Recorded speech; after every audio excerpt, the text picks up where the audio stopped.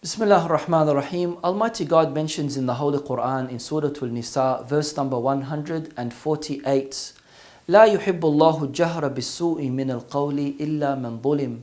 God does not like the public mentioning of an evil except by one who has been wronged.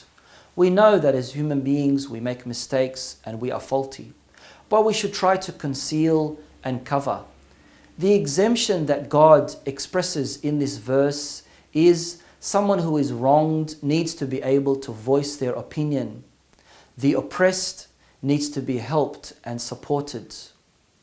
Irrespective of their religion, their race, their nationality, their creeds, their sects, we need to stand with the oppressed against the oppressor.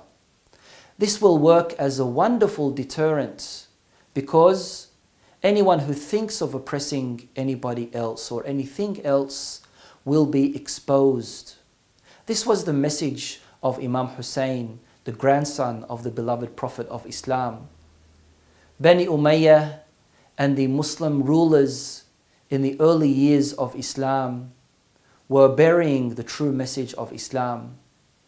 And Imam Hussein led a revolution, an uprising, a demand for reform against the tyranny and oppression that was being perpetrated at that time.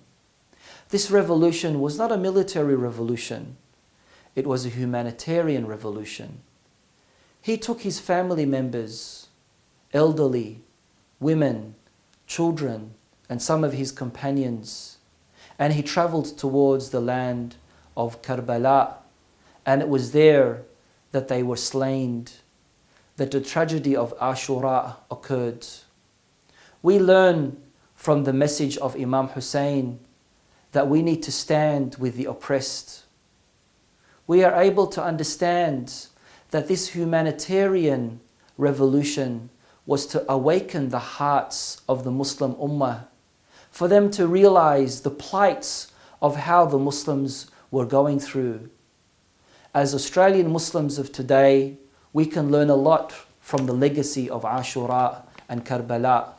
We are able to understand that we have a duty and responsibility to convey the true message of Islam. We need to make sure that we are proudly able to say that the sacrifice of Imam Hussein did not go to waste. And this is why we need to remember the legacy.